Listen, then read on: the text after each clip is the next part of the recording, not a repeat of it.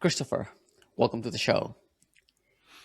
You describe your work as having, like, we have like three different intelligence systems: the head, the heart, and the gut. And we were talking off cameras and we decided to make it like a three-part series, like explore all three across this podcast series, starting with the gut. Especially today, we're only focusing on our gut brain that some people have heard about, most of us probably haven't. But without before we go any further, what exactly is the gut brain, and why does it know that our thinking brain sometimes doesn't? Thanks, Daniel, for being on your podcast. We had the pre-talks, and I think we had a pre-talk of 15 minutes, so it took 1 hour because we both got totally enthusiastic about it. And that's really, so that made me a real pleasure to be in your podcast because you really have also a lot of knowledge and passion about it, also for your audience. And welcome to you all. I don't know if you introduce me or not, Daniel, if people like to know who I am, if that's needed or not. For the audio, they will have it. For the video, since this is going to be a video, go ahead. Okay, so when you look at, besides gray hair, 33 years now in the business of therapy, leadership, and coaching. And my quest was always, what's the subconscious mind? And I think we all heard about, your subconscious is in charge of your beliefs, your values, your habits, and everything else. And it could not be there. So I studied that massively from, okay, what's the subconscious mind? Hence, we talk about three brains. And what's my current role? I'm still an executive coach, leadership coach. I'm a therapist, so I help people for depression, anxiety, addictions, and other little things. And I'm also a visiting professor at the Georgetown University in Qatar. So different kind of roles, but it shows somewhere why I'm entitled to talk about this. And 9 years ago, I stumbled about the three brains in my quest, what is our subconscious? And when you talk about the gut brain, to give that answer, and what does it do, what our beautiful thing in between our ears doesn't do, you can almost go back, and I love in metaphors because it makes it easier. Then we go into science and talk about neurotransmitters. I think everybody knows somewhere, at least heard about sea cucumbers or about, say, a simple mussel, and what we eat, or an oyster. Whatever you like to picture in your own head. So what's the amazing thing, say, and I talk always about sea cucumbers, is when you look at them, they don't have a beautiful head, they don't have a heart, but just like an oyster, but they are extremely capable of surviving. And why do you use a sea cucumber? Because they actually can walk on their little tube feet. They wander over the sea bed. And if you would look at them, you could almost make the metaphor they're a walking gut. Food comes in at the front and waste material goes out at the back, almost like a worm, what you see, say, in the soil. And if you now think about that little creature, then what can it do? It can find food. It can get rid of predators. It knows what to eat and what not to eat. It can reproduce. It can fight off bacteria and diseases, what are also common known in the deep seas. So it can do everything to survive. So you would say it has a basic intelligence. Now, if you now come back to us, human beings, actually from the tip to our tongue to the part where we sit on mostly, is almost the same structure as that sea cucumber. A little bit different shaped, but it has the same functionality. So that whole thing we have inside us is actually, we have a sea cucumber inside us, you could say, with the same basic intelligence, only it's actually a little bit more intelligent in our body, because it can go up to 500 million, let's call them brain cells, what we also call neurons. And to make a distinction for everybody, what is 500 million neurons or brain cells? It is something like the size of a cat brain or an intelligent dog like a border collie. So it has all those capacities to think. Now, coming back in the differences, because we have three brains and the next time is about the heart, then about the head, then why would we have three? Yeah? I always like to say, just like Einstein, God doesn't gamble or evolution does not make mistakes. And because everything we have in our body takes energy. And as if that energy doesn't make sense to give it, then evolution would cut it out. So we have three of them, so it makes sense we have them. Now, actually, when you think about it, we all originated from that sea cucumber ID. Every living organism in this world, if you now believe in God or in evolution, came from a little digestive cell. And the first bacteria or cells on this world were actually almost digestive systems. There was a little cell. It had most times it had some little receptors outside, or some had even a little tail, and they could move. They could find food or nutrition, and they could waste material. Everything in science is based off that. Now, if you then talk about intelligence, the intelligence of the gut brain is actually the same as that as from the sea cucumber. It loves to reproduce. Now, we don't have to talk about that. I think everybody knows what we mean with that. But it is responsible that we are hungry and thirsty because we need nutrition and food to live. But more important, when we talk about our human beings, it's there for our survival. So it knows who are our predators. And it knows actually how we could win, how we could succeed. So it has two main functions, say in our current system, if you look, say, at normal life, it knows how to win. And what I mean with winning, if you are, say, an animal in the sea, or a little creature in the sea, it depends if you win or lose, if you live or die. If you win, you have food. If you lose, you become food. So the whole system is actually in the sea, but also, say, still in the land, is I win, I survive, I lose, I become lunch or dinner for somebody else. And that system we still have in us. The real winners use their gut brain. So every Olympic gold medal winner has a strong gut brain. Every person who really pushes himself or herself to really make it happen has a strong gut brain on that motion. Passion is not enough. Passion is a long source for all the training we do. The gut brain is there to give you the last push to make it happen. It is that last one from, okay, I do one step and I'm there. And the other one, what I said is beside the winning, is that part of survival. It likes to know who I can deal with, not to deal with.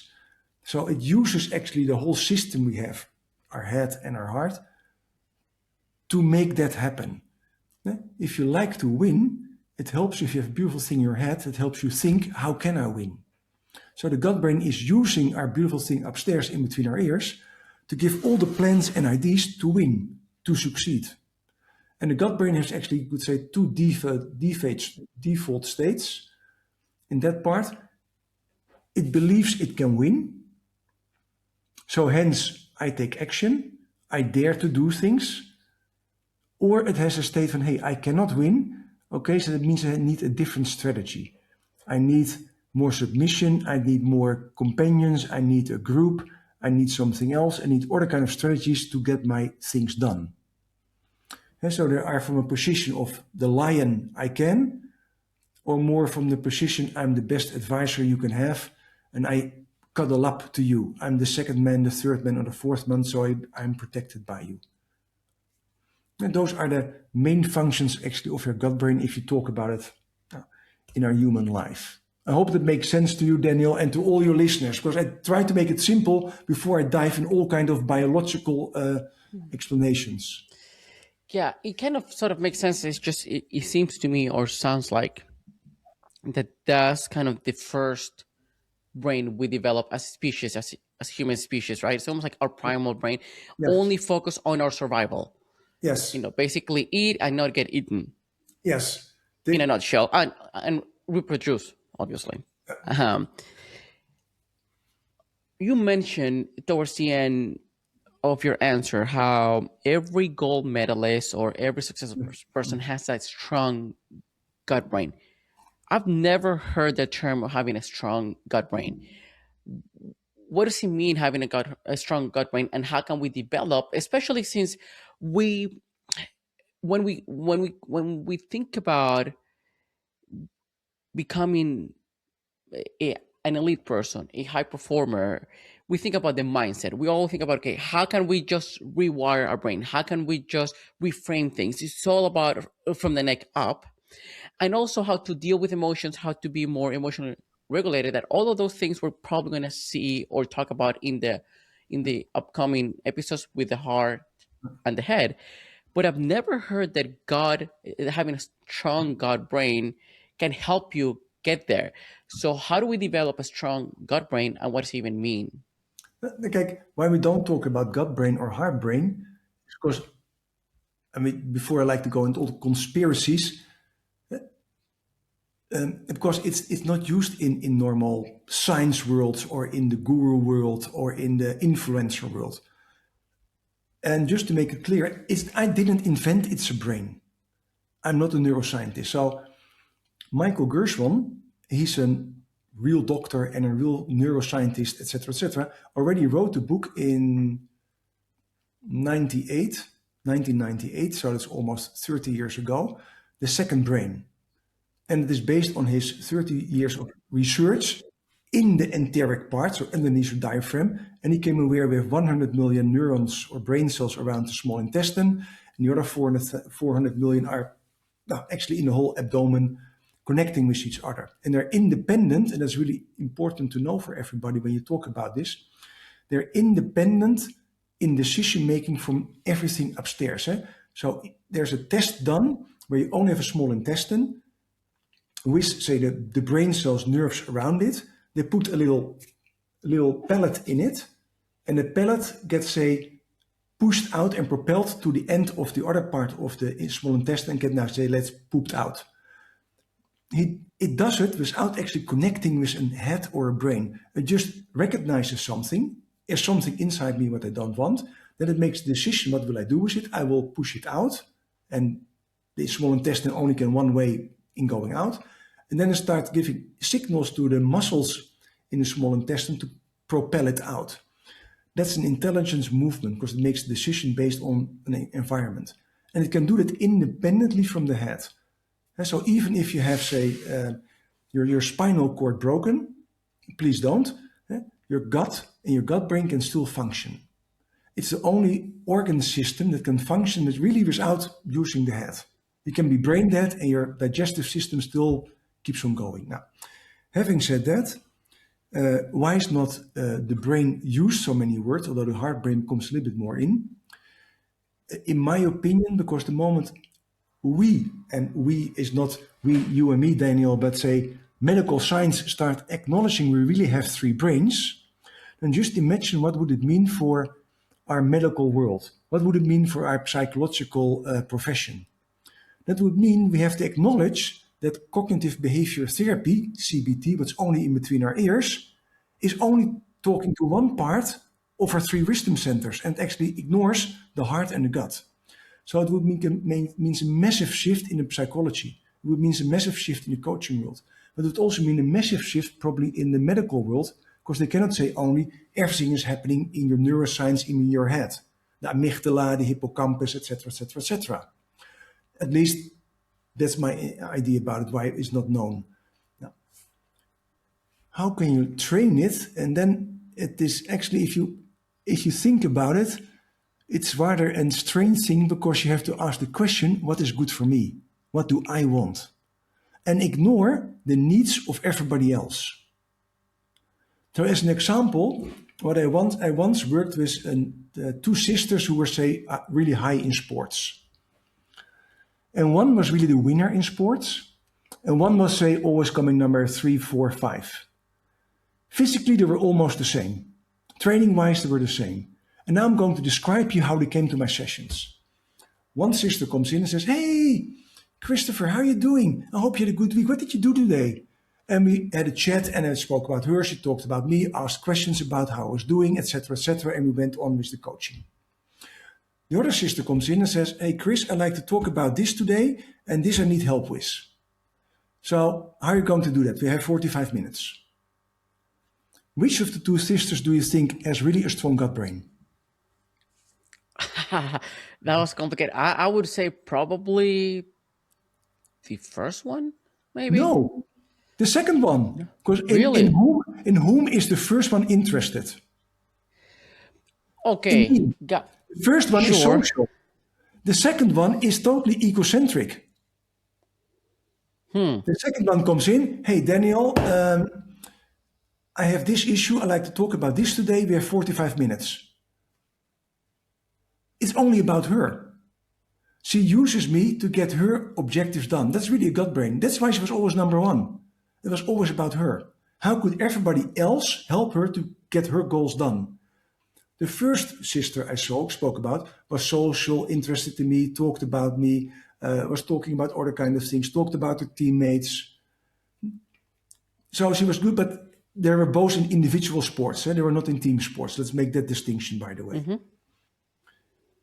And that's a real show of which brain is almost talking. Now, if you talk, then how do you train it? You have to start really thinking, what do I want? What do I need? Who can I use? Who do I need? And every time in a sentence should be the I. No we, no us, no you. Only there's a you. How can I use Daniel for my needs? Hmm.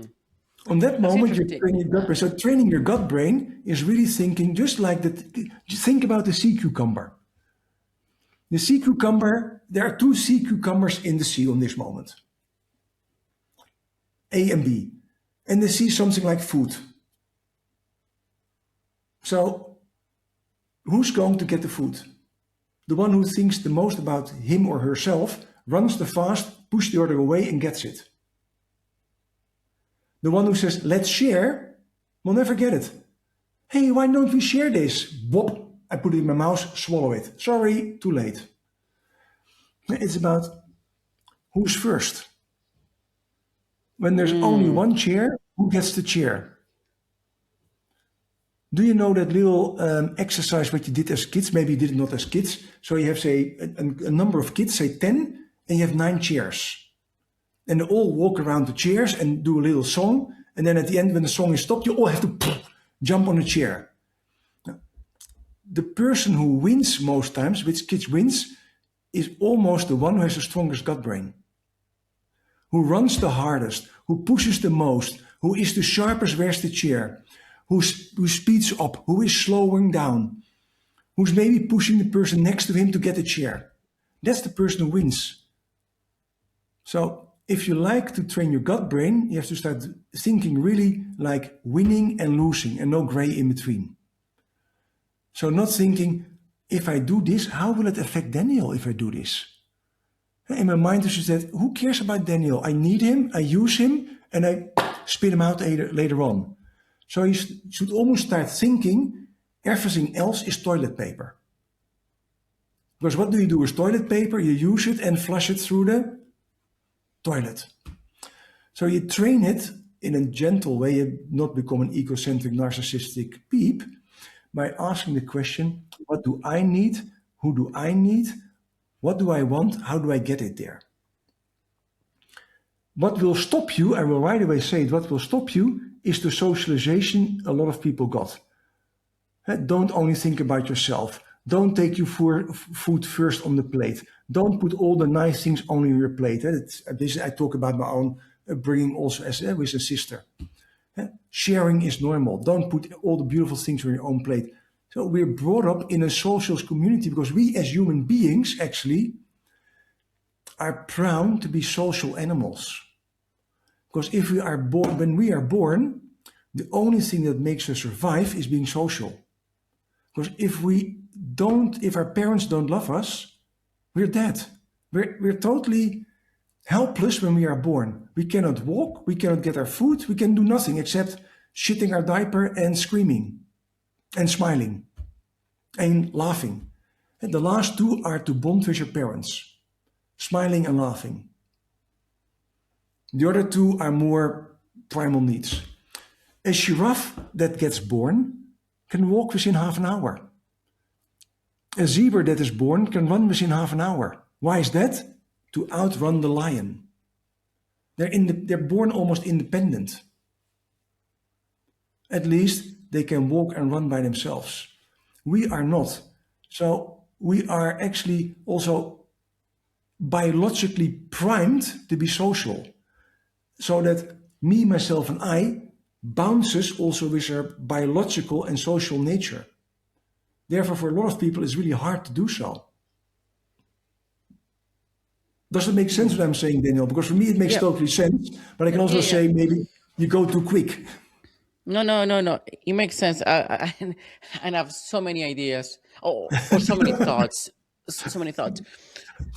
So, Yes, sorry for bringing and so many thoughts in you, no, Daniel. no, no, no. Trust me, I love this. Anytime I have like a cool conversation, obviously my mind's gonna start connecting all these ideas and patterns. Exactly. So I love that. But let's start with. Let me just organize them in my brain. Yes, and this is mostly for the audience to for them to understand. It's like our or of first of all, probably humans are the most useless animals when they're born. I mean, they need someone else. If not, they die. You Yeah, see, as you mentioned, dogs, zebras, lions, whatever. When they're born, they're pretty much yeah, independent, almost, right? yeah.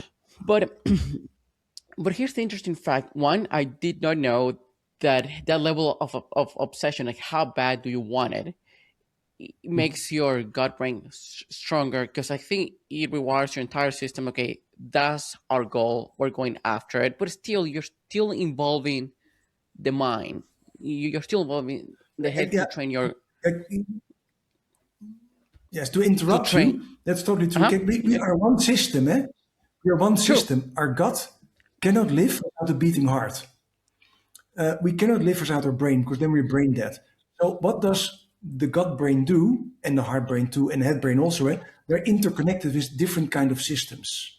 The nerve system, and 90% of our nerve system goes actually upwards to our head. Call it afferent nerves. So they communicate up.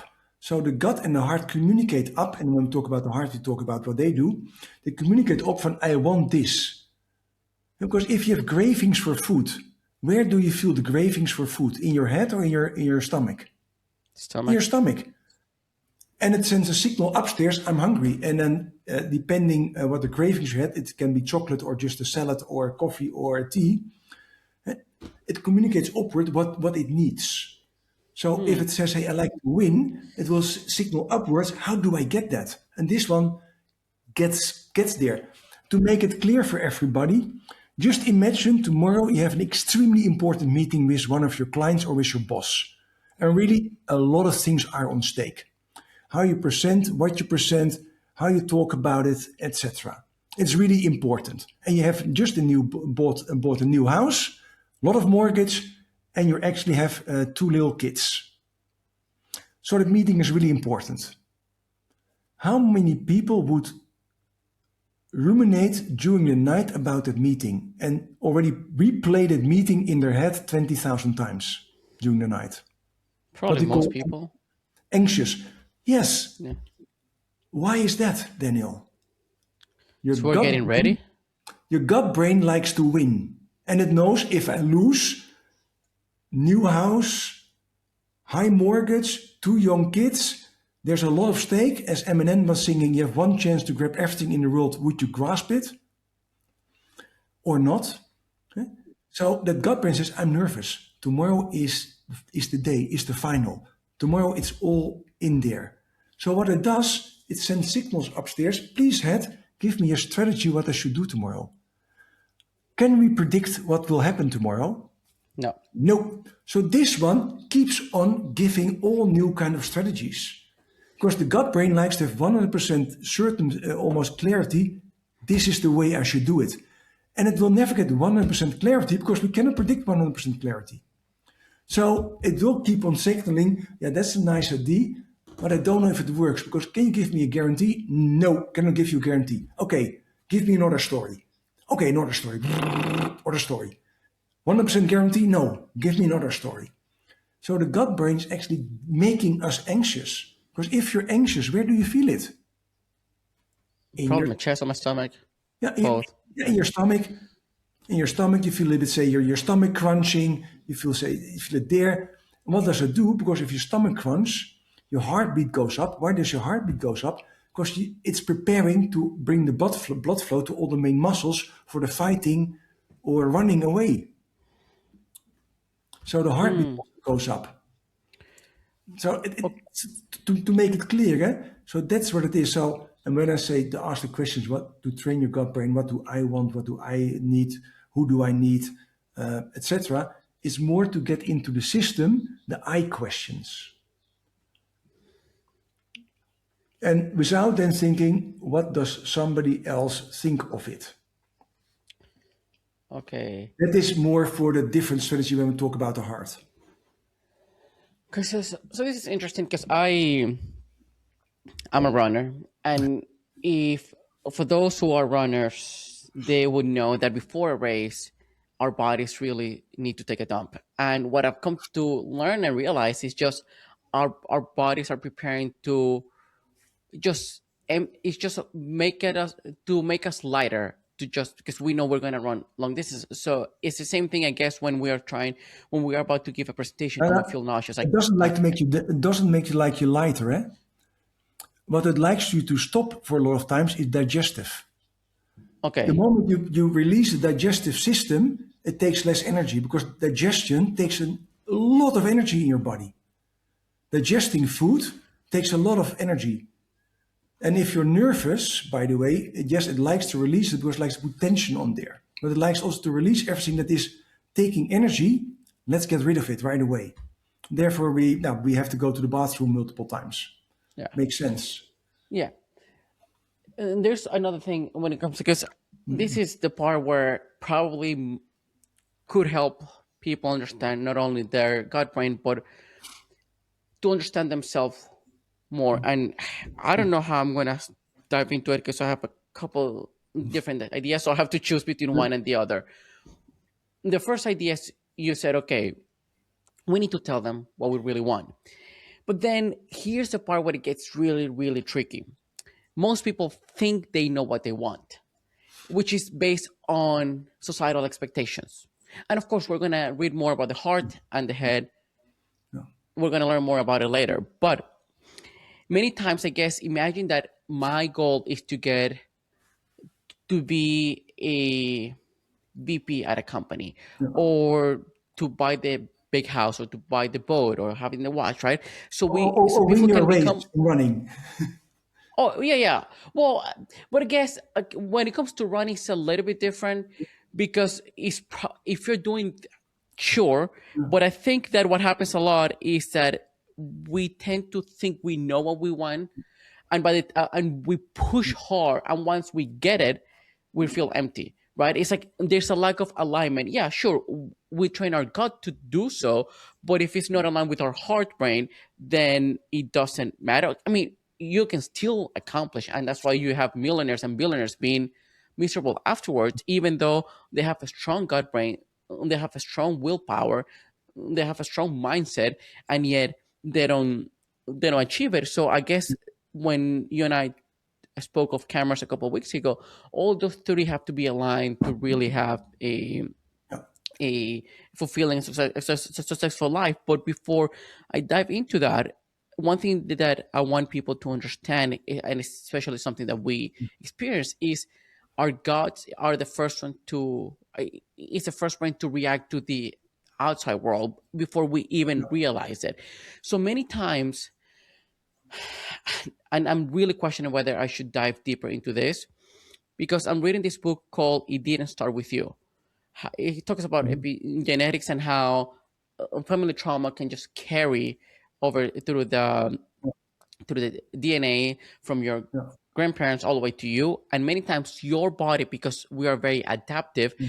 if your parents experience some trauma before having you, there's their whole DNA or RNA just really change to adapt to that. So by the time you're born, you have that part of the gene, Yeah. but now your body's reacting to something that doesn't exist or you never experienced, and that's your gut brain, and then your mind is trying to understand what is happening, and that's what it creates a lot of maybe mental health issues, anxiety or depression or just fear. How does all this related, and how can we know when something is really, what are some of the everyday examples that our gut brain is influencing our decisions without us realizing it, basically? Now, it influences almost, I would say it depends on the person, but it influences all of us because almost nobody makes a decision that is not good for them. at the end road.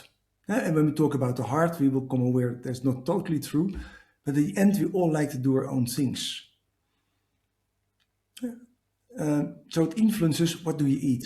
It influences actually how much time will I work or not work. It influences what kind of suit do you wear, don't you wear.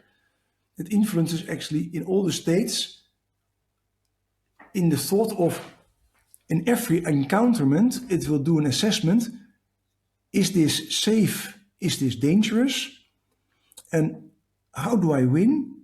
Or how don't I lose? Those are four things it always asks.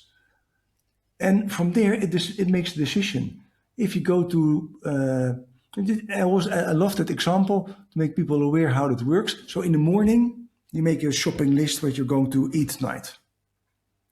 Then we actually restrict you from having breakfast. We restrict you from having all your snacks. We restrict you from having your 4 o'clock soupy. We restrict you actually to have lunch, and we restrict you to have dinner. And then actually after your dinner time, you can go shopping. You have your list in your hand. What's the chance that you buy what you had on your list this morning? Close to zero, most They're likely. close to zero. Why is that? Your gut brain on that moment overruns all your systems and make all the decisions too. Now this for food, that makes clear. But also say when you buy the house, like, if you go say, what does in our life, what does the gut brain wants? It wants to have control. It wants to have power. It wants to be the boss. It wants to be just better than the other one. Why is that? Because in those moments you have safety. If I have control, I'm safe because I can turn the dials. If I have power, I'm safe because I can decide. If I'm a little bit better just than somebody else, I'm also safe because the other one is less than me, so he gets fires first. I will get a promotion, etc. So there's always a competitional thought in there. So those parts will always be part of your decision system. And then based on how strong your heart system is, it can balance it out. But that is say for your heart. But those questions are always there somewhere for your gut. And can I be in control? Can I have the power? Can I make the decisions? And am I just a little bit better than somebody else? Do I look better than somebody else? Because it all helps to win. Because your gut brain, as said, in every decision, it thinks about, will I be lunch or will I have lunch? And that really is always the decision. Will I be eaten? Will I eat? Will I live? Will I be dead? And in our world, the Western world is more fun. Will I win? Will I lose? Will I get it? Will I not get it? Will I be seen? Will I be not be seen? If you think about all the cars we drive, actually, if you look at what is rationally needed for a car, you need 4 wheels, a steering wheel, and a car that doesn't drive more than 60 or 70 miles an hour. Because all above that is totally crazy. It's prohibited by law and doesn't make sense. If you would put that on the cars, then probably 75% of the cars are totally obsolete. Why would you have a 4-liter engine, 150 miles an hour car? Doesn't make sense. Why do we have it? Because it looks good. Why do we like to have a Porsche, a Lamborghini, a BMW, a Mercedes, a beautiful Ford, Mustang, or whatever kind of car? Why do we like that? Because it shows off. It makes us look better. It makes us look powerful. It makes us look great. It makes us look like we are better than somebody else. It's almost the little peacock who shows its feathers. It does not make sense.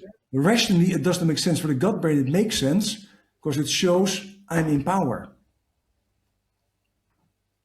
Yeah, and I think that's the hardest part of just one of the hardest parts of being human, because we have to override a system that, in my mind, this is what Daniel thinks. I don't have any evidence or data around it.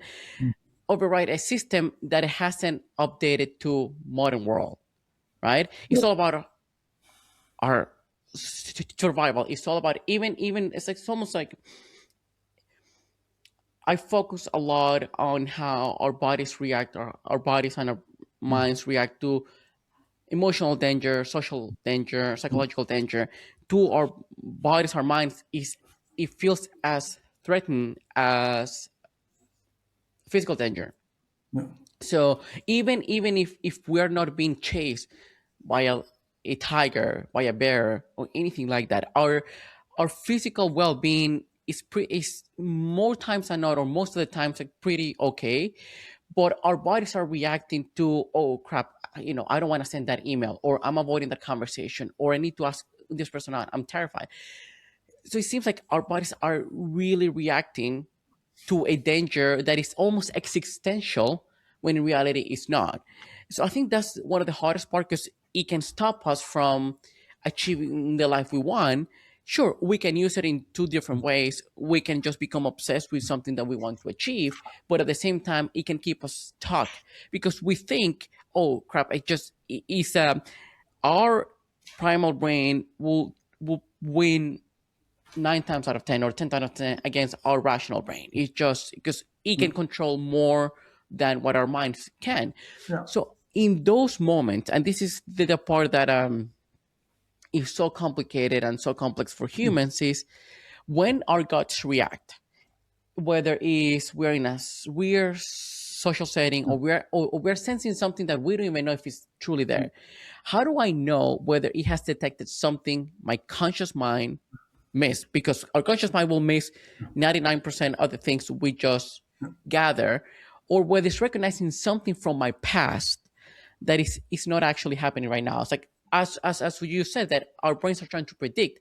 So it might sense something very similar from years ago or decades ago, and it's projecting it forward, and my body's reacting like we are in danger, when in reality it's like, okay, is that real or not? Yeah, but it's a good question. And to come back to that one step, when we were born, you could almost say we're like a clean sheet. We trust the environment, we trust the system when we are born. When we get socialized and we grow up, our three brains learn. And they all learn from inputs. What kind of things do we experience in our life? Do you grow up, say, with loving parents? Do you grow up with, say, crazy parents? Insecure attachment or not insecure attachment? After that, what kind of TV shows do you see? If you now watch TV, or now that you look at the most popular movies that are released last week are Avengers and I think Spider-Man. Most of the movies, there's a hero who kills all the bad guys or girls. We are educated almost in a system when we look at television or Netflix or Amazon Prime or whomever's about violence. We are educated in a violent environment. If we go to school, and it depends what kind of school, you have a scoring in the Netherlands from the 1 to 10. With a 6 you pass. So actually you could also say you get a 6 or a 5, you pass or you fail. But we created a ten scale. So that means we can compare. Hey Daniel, I go to my parents. Hey mommy, daddy, I got an 8 for my assignment. Oh great, awesome. Were you the highest? No. Daniel Tianchi was also in the class. You know him. He's just a freaking smartass. Of course he got a 10. Oh, so you're not as good as Daniel. Okay, no, I still love you, honey. Boom. So we learned so much in our socialization actually about being number one, to be compared, to win, to lose, that our gut brain is trained actually in so many circumstances. So now coming back to your last question, how do you notice this? Is actually using your three brains and going up to the thing in between your ears and saying, hey, I notice now something, I sense something in my system. I feel something like, hey, it's not safe, I should take action, I like to do something. That you really, like in basketball, say, pause for a moment. What's happening here? Of course, if there's a burning building, don't start thinking, hey, let's analyze, there's fires. Would it be really dangerous for me? I would say run. But in normal circumstances, just pause and come aware, hey, what is happening here? Because yes, your gut brain and your heart brain responds to all the things outside our body. We have energy sensors, let's call it like that to make it simple. So they can sense the energy. So we use this thing upstairs here to actually analyze, is it a real threat Or is it actually an imaginary threat that I once somewhere learned from television, old days, when I was still living in ABC, in your case Venezuela, in my case Holland, when I was being on school, not school? What is happening here? Is an old system running, or is it just an observation I make here? And that is really hard, because then I give an explanation right away. Our three brains take 40% of our daily energy. 40%, 40. That means if we see something, say I raise this, then everybody would say this is a cup. And based on the size, and especially if I take this one next to it, they say, a teacup. Maybe nobody ever had this specific cup, what comes from I don't know where, in his hands or her hands. That's what we call the law of association. Daniel Kahneman, in his book Thinking Fast and Slow, calls that system one. We do an association with something we already learned, and boom, it is. That doesn't take almost energy. That is almost zero energy action, law of association. That's why when we see a traffic light anywhere in the world, we don't have to think about it. Red is red, green is green. And we see a big M, and everybody knows it's yellow, the M. Okay, we know what it is. Okay? Now, doesn't take energy. If we like to stop and start thinking, observing what's actually happening, actually it takes energy. That the system two. We have to be critical thinking. Critical thinking costs energy. So if you already take 40% of your daily energy, critical thinking is going to take another 1, 2, 3, 4, 5, 10, 6%. Your body will say, your whole body will say, your three brains will say, is this critical thinking needed? Because it takes energy away from me. If it's not needed, if it's not real danger, it will not do that. So we easily jump into our assumptions from the head, heart, or gut without thinking critically, because critical thinking takes time. We have to stop and analyze. Therefore, it's harder. But the best solution is stop. What's happening here? Because this one, in between our ears, is the only one that can really do long-term predictions. It is the only one that has time for tomorrow and the day after. This one is only living in the now. That's the only one that also can take all the memories there from, hey, where did I learn this? Oh, this looks a little bit like I was in primary school and secondary school. Oh, that looks like my first relationship I had with whomever. Looks like my first boss. Okay, that's why I now respond like this. Okay, old system, let's do a new system. But we need this one to put also somewhere a match on it. But that takes energy.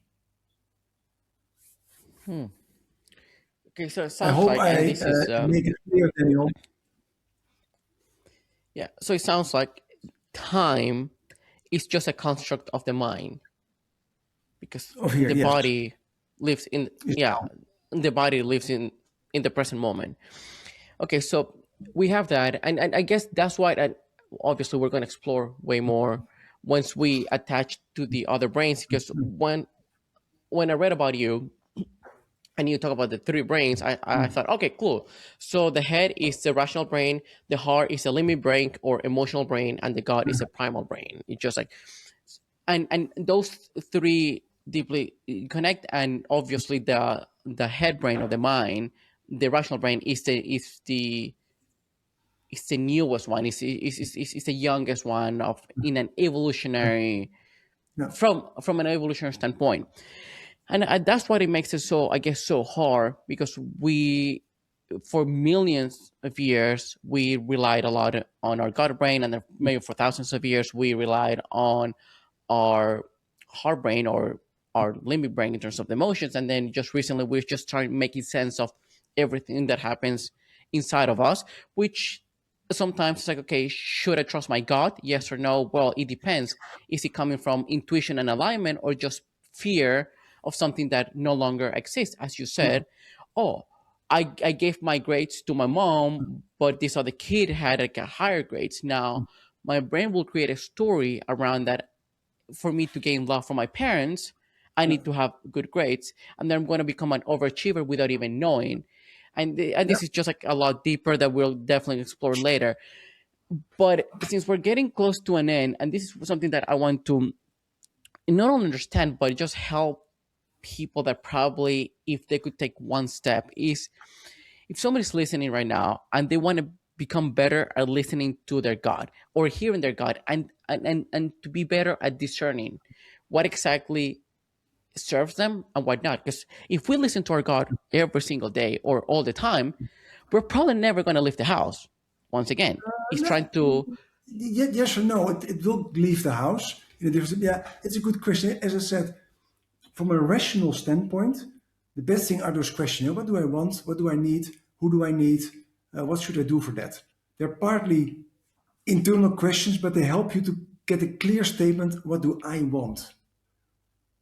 That is not the why question, why am I here? Because that's the purpose question. This is more the me, a really rational, primal instinct decision that helps you.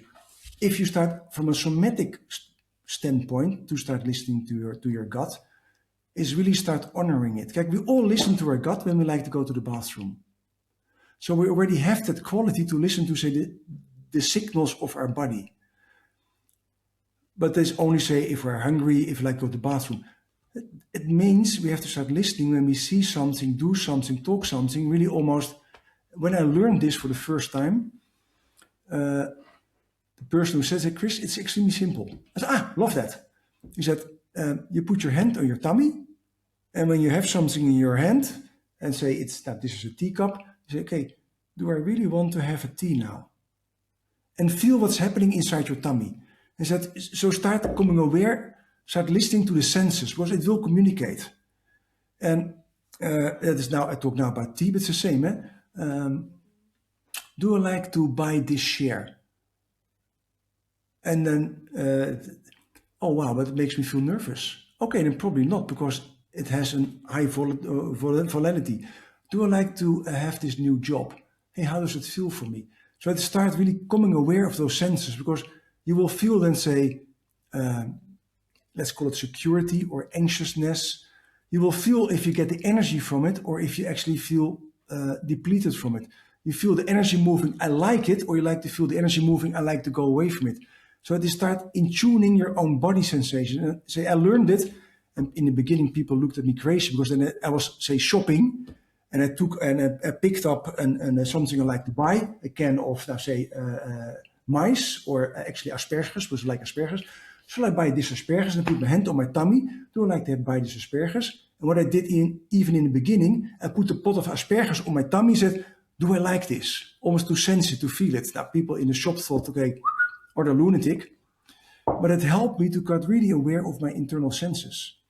Really start listening to what's happening there, because they will answer. In my training, I do an exercise.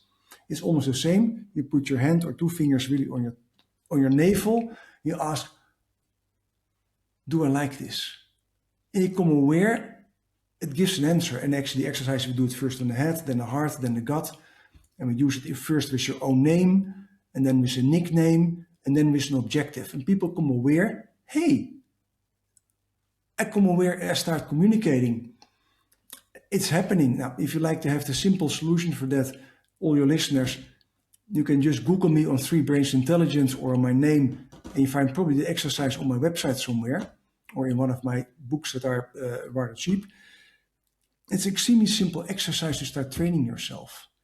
And in the last minutes, for that, Daniel, then I always invite people to put fingers on, say, above their eyes, close their eyes, and say, my name is Christoffel.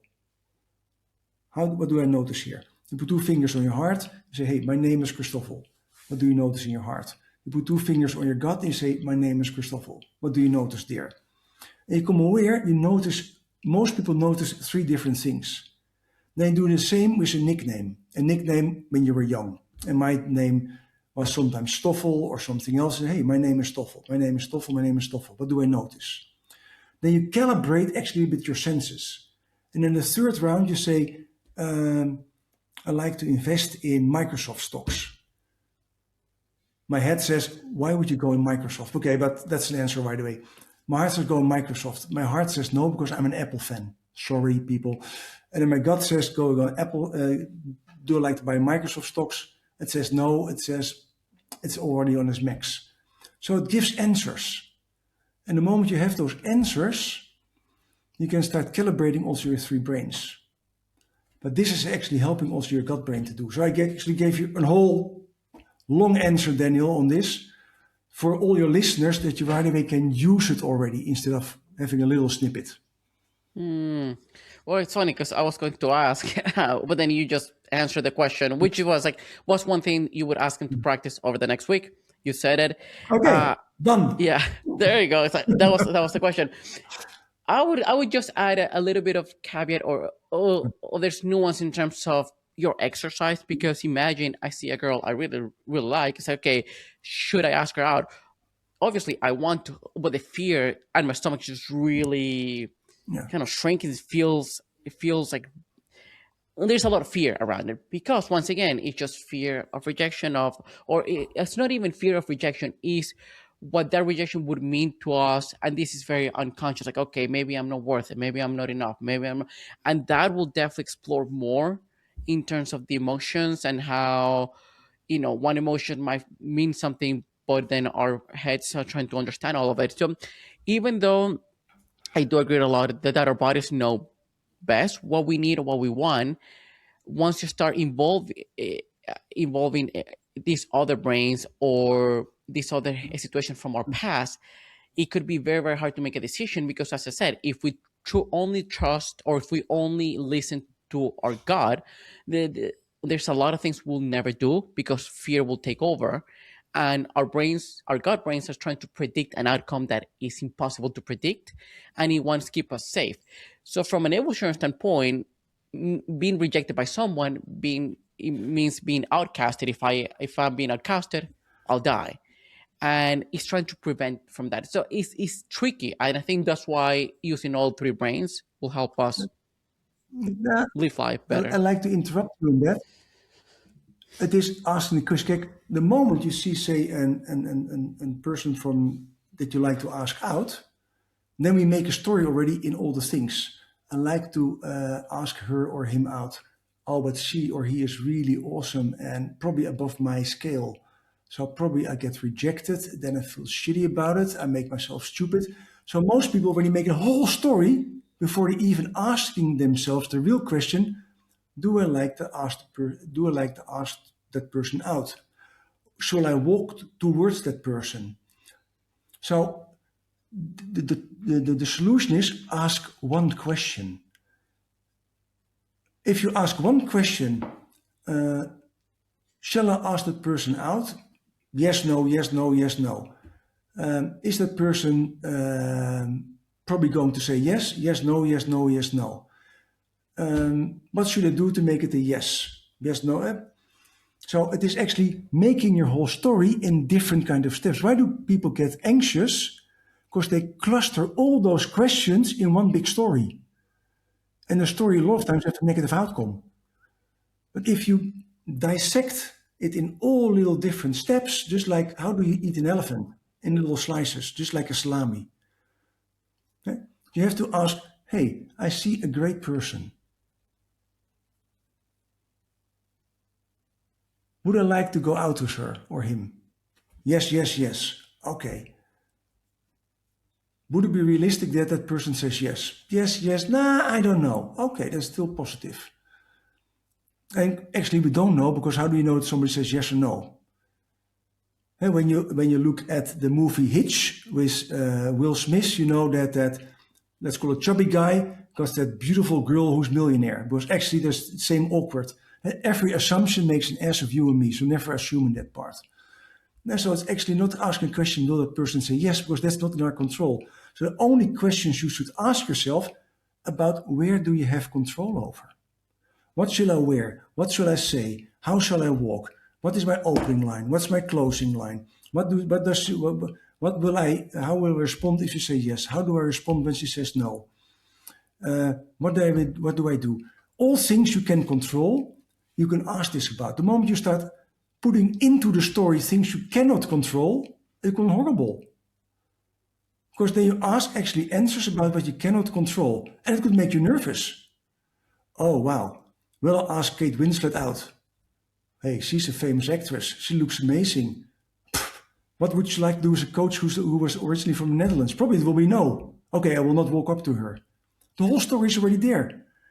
I could also say, hey, I see Kate Winslet. Would I like to have a chat with her? Yes, I would like to have a chat with her. Okay, how can I have a chat with her? How should I approach that? Okay, what would be my opening line? And I can walk towards her and have a chat with her. Because they're all things I can control because I make the whole story in little steps. You love to run. Hmm. I don't know which distance, but if I've you run run. more, which Yeah, distance? no, I've run. My favorite distance is half marathon, but yeah. Okay, half marathon. When you start running a half marathon, do you think about the 21,500 steps you have to make? Or are you going, No. no, because you think about, oh, the first kilometer, the first 5 kilometers, this new kilometer six. You split your 21 kilometers up in little pieces to get there. Hey, what will be my 5 minute, 5 kilometer time? What will be my 10 kilometer time? How will it be, say, at the first refreshing post at 15 kilometers or whatever it is? So you split your race in all little parts. Now, that's the same if you do those questions. Never make the whole story. You cannot cut down a forest in one swipe. You have to do it tree by tree. So every tree is a separate question to your three brains. If you do it like this, there is no nervousness. There can only be a no or a yes. Yeah. Hmm. That's interesting. Yeah, I like that a lot in terms of just breaking it down into small pieces, okay, and just having like a yes or no questions, and that let it guide you. Because if you try to put it all together, it's overwhelming, and you are paralyzed by the whole And fear. also, and to add, only the things you can be in control of. Like you can be in control of your own shoes, of your own sleep, of your own nutrition, of your own training. Can you be in control of all the other 10,000 people in a race? No. Can you be in control of the weather? No. Can you be in control of how the race is really secure? No. So those things you can ask yourself, how do I deal with it? How do I deal with it? But you cannot say, okay, those other 10,000 people are not allowed to do the race. Hmm. Yeah, I like that a lot, and we're way past time on this Oh, episode. But sorry. no, no, no, you're good. You're good. It's a lot of information, which is great. Which is absolutely great. And this, I like how detailed you are, because it gives examples and people can see it more clearly. But so we already talked about what the gut senses and everything, that how it works. In the next conversation, in the next episode, I want to move into the heart, and that's what I mentioned at the beginning of this episode, and and perhaps ask a different questions, like once the body gives us that information, once the gut senses, how do we know what actually matters to us? Because it's even to the point I made earlier. Well, we might want the house, we might want the, as you said, even the car, having the Porsche and the Ferrari and all those things. But what really actually, or what actually matters to us to live a more aligned and fulfilled life, and how we discern what we think we want to what we actually want. So that would be a conversation for Just to next give it episode. already for next time, say I buy a house because it looks good and it's an expensive house in a nice neighborhood, so it shows off. Gut brain decision. Hey, I like to buy a house because I love my wife and kids, and I like that they grow up in a nice environment where there's also safety, kids can play, etc. Hey, heart brain is talking. Hey, I like to buy a house that's actually affordable for me, what will bring up in the future also a nice profit, where the mortgage is comprehensible, where I see not too much maintenance. Hey, it's more a head brain decision already. So even buying a house can be on three levels. Now, for the perfect feeling is actually aligning all three of them. Now we spoke about me, myself, and I. I like to buy the house that just looks better than my neighbor's house. Bigger porch, bigger garage, and more cars. Gut brain. Next time we're going to talk, okay, what if we put in there the social component, how we are born?